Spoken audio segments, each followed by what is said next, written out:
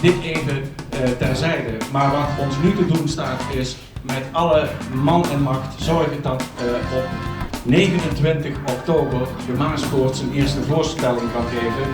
En we weten al dat we de belofte hebben gedaan dat dan de leedjesoren van Jopus plaatsvindt.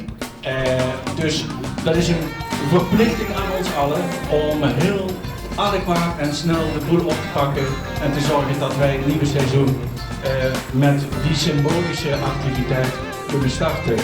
En dan zien we de Maaspoort straks toch, en ik noem eventjes de uitspraak van de vorige directeur van de Maaspoort, dan is de Maaspoort de parel en de afronding van de hele Maasboulevard en de binnenstad van Venlo. Complimenten en ik wens iedereen die nu aan de slag gaat met de innovatie en de uitbreiding van de Maaspoort een voortvarende bouw en heel veel succes. Dankjewel.